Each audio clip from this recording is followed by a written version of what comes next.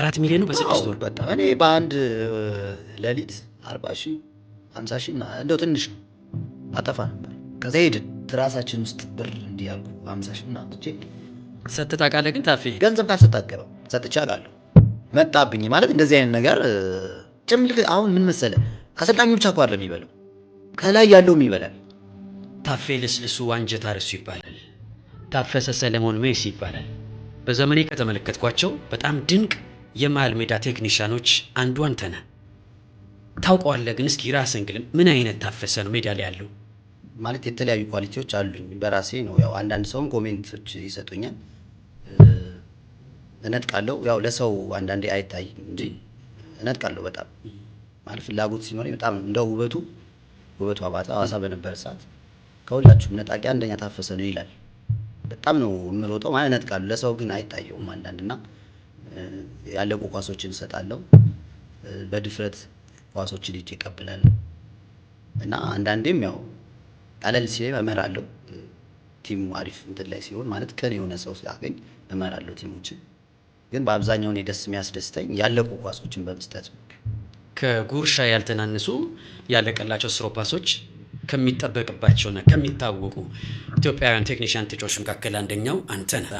ታፌ ቡና ያለው ወጣን። እሺ።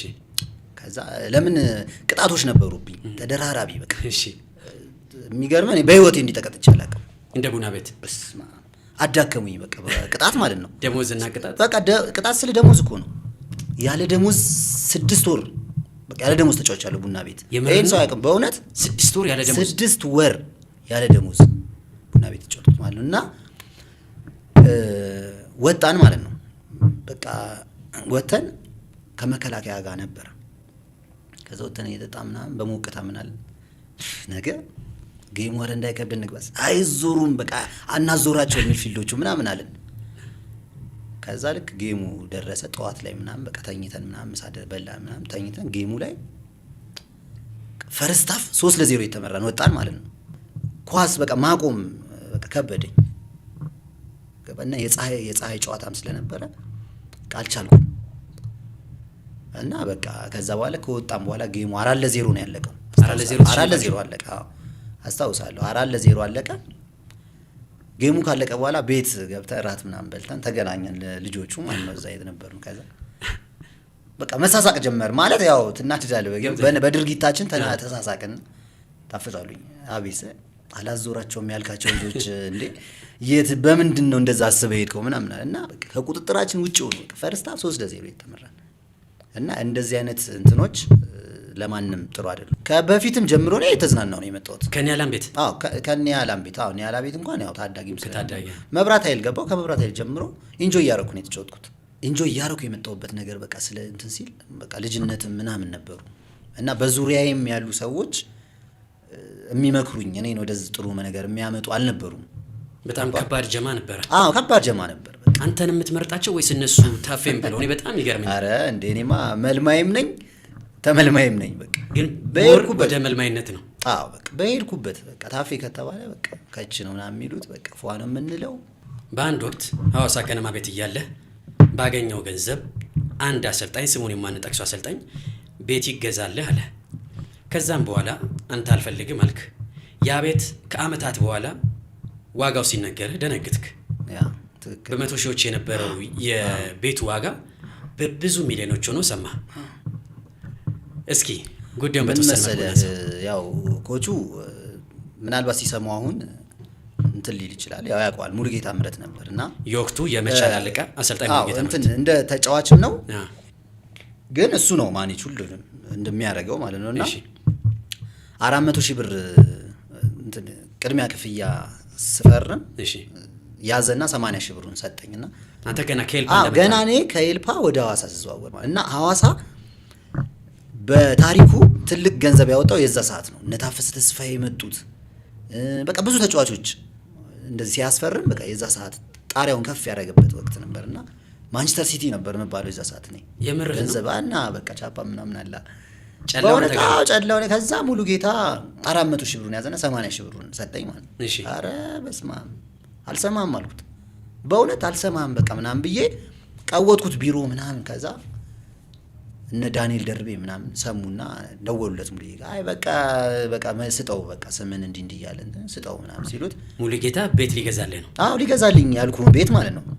ለምን ህይወቴ ብኩን ነኝ እኔ እና ምናምን ያው አንዳንድ ሰው የሚመልስህ ሰው አለ ገዝቼ እንዳልጸጸት ምናምን ብሎ በቃ አልኩኝ። እኔ ከዛ ሰዓት ጥፋት ነው በዛ ሰዓት የምታስቡ እዚህ ጋር ኪት ያለ በዚህ አንዱ ዓለም አለ እንዴት ብለህ ነው። ከዛ በቃ ሰጠኝ ማለት ነው ብሩን እና በቃ ውድም ምን ያደርግ ነው በቃ 6 ወር ብሩ በምን ያህል ጊዜ አለቀ እንዴ? ምን ሆነሃል? እኔ በቃ 6 ወር ምን የቆየም አይመስለኝ በቃ አለቀ። ከዛ ደሞዝ ጥበቃ ጀመርን። ከዛ እስቲል አሁን እኔ ክለብና አልፈረምኩም ማለት መጫወትም አልፈለኩም። ያናገሩኝ ቲሞች ምናምን ነበሩ ግን 200ም 300ም እየለቀሙ ሳይሆን በቃ የተሻለ ህይወት እዚህ ጋር ፈጣሪ ስላመቻቸልኝ ገብቷል። በቃ ወደዛ ለመሄድ ነው ያሰብኩትኝና ነው ያልኩት። የኢትዮጵያ እግር ኳስ በጣም ብዙ ችግሮች አሉበት። ጋዜጠኞች መጥተዋል፣ ተጫዋቾች ያነሳሉ። በኢትዮጵያ እግር ኳስ ከደመቁ ስማቸው በደማቅ ማጻፍ ከቻሉ ተጫዋቾች መካከል አንዱ አንተ ነህ።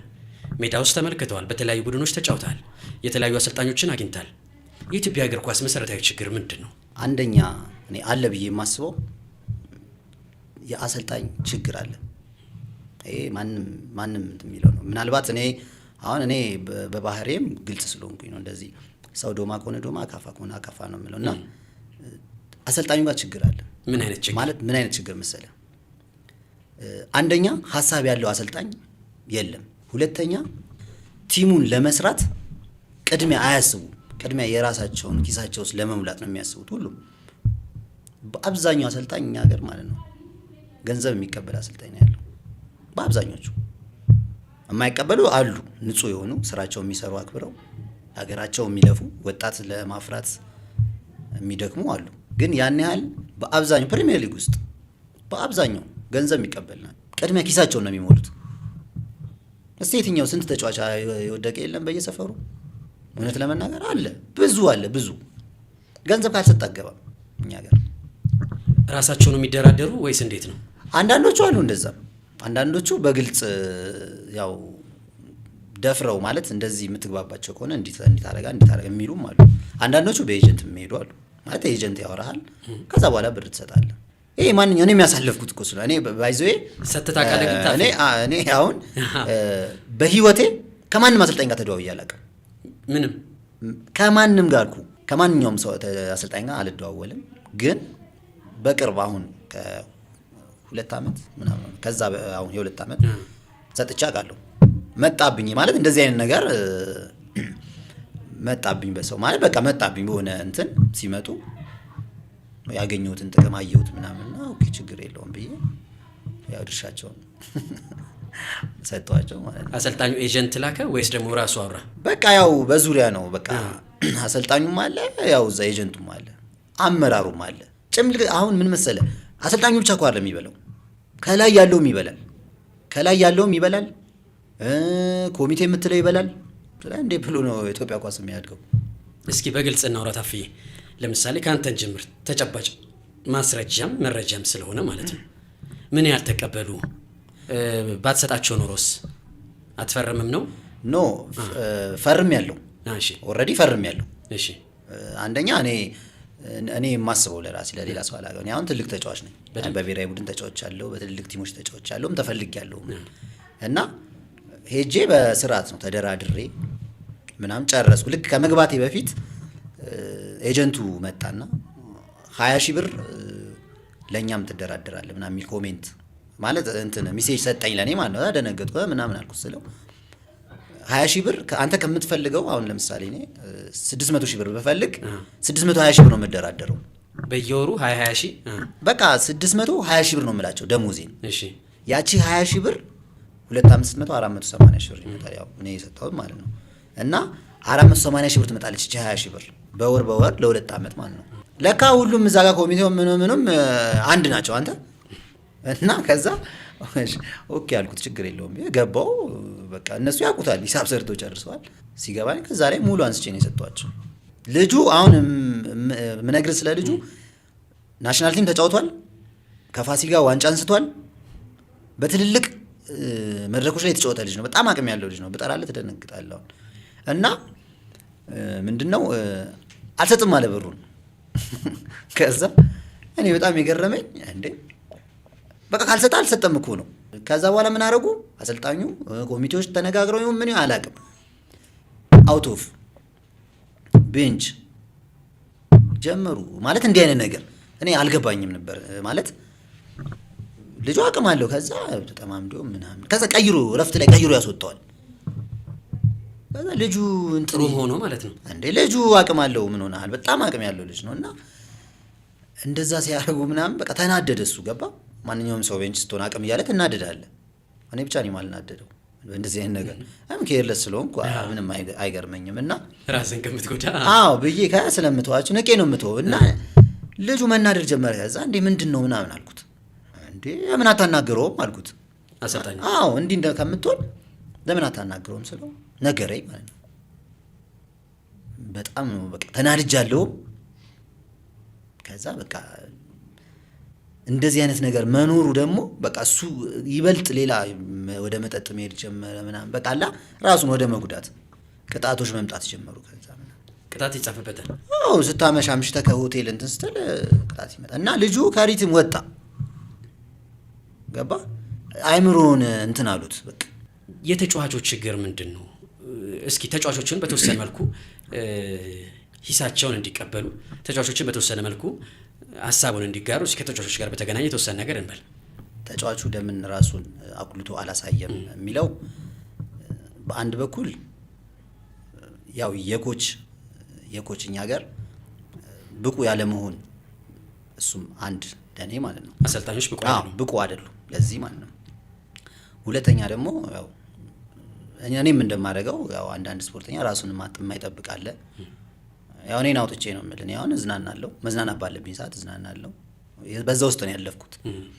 እና አንዳንዶች አሁን ይሸወዳሉ ገባ። ነገ ጌም ካለ ምናልባት የሚወጣ ከሆነ ነገ ፊት ሆኖ ላይ ጫወት ይችላል። እና እነዚህ ነገሮች ወደ ኋላ ነው የሚጎትታቸው። ምንም ምን ያው ሜዳው ስጫወት አልኩኩ እስከዛሬ በዚህ ብዙ አመት ተጫወቻ ስጫወት ታክቲክ እንደዚህ ነው አልተማርኩም። እኔ ትሬኒንግ ላይ ማይነር ጌም ትጫወታለህ ወይ ሙሉ ሜዳ አንዳንዴ ትጫወታለህ ምናምን በቃ ትሄዳለህ። በደንብ በቃ እነሱ ላይ መሰራት አለበት። አሁን ታዳጊዎች ከታች እንደተጀመረው አሁን ጥሩ ነው። ብሔራዊ ቡድን ምናምን ከታች እንደዛ እነሱ የሚመጡት እዚሁ ከሆኑ አሰልጣኞቹ ምንም ለውጥ የለውም። መጥተው ከእንደኛው ነው የሚያድጉት። ግን በደንብ መሰራት አለበት። በቃ ታክቲክ ምን እንደሆነ የትኛውም ዓለም ላይ አሁን የሰለጠኑት ዓለም ላይ እያያቸው እነ ማርሴሎ ሁሉም በቃ የትኛውም ዓለም ላይ ያገባሉ እየሄዱ። እኛ ሀገር እስቲ አሁን እንኳን ባለው ቲምበሬቱ ጋር እንደሚጫወት ካላፊዮሬቱ ጋር ሄዱ እንደሚጫወት እኛ ሀገር እስቲ ከፉል ባክ እንዲህ ከመስመር እየሄዱ ስንቶቻቸው ዲፌንስ አግብተዋል? ቁጥር እስቲ እኔ አላስታውስም። ማለት ያው አቅም ያላቸው አሁን ሱሌማን እሱ አሁን ጎበዝ አቅም አለው ያገባል ይመስለኛል። አሁንም መቀሌ ላይ አግብቷል። እና እየሄዱ ያገባሉ። አንዳንዶች ነቅለው እየሄዱ በድፍረት አሰልጣኙ ጭራሽ እንደሄዱ አይፈልጉም። እኛ ጭራሽ እነሱ ምንድነው የሚያስቡት መሰለ እንዳይገባባቸው ብቻ እና ምንድነው ጠልዘው የነዛ ዲፌንስ አንድ ይሳሳታል ያገባልሃል። በቃ አሸንፎ በሆነ ጉዳይ እንደምንገናኝ ተስፋ አደርጋለሁ። በጣም አመሰግናለሁ ታፌ። እኔም ስራዬ በጣም አመሰግናለሁ።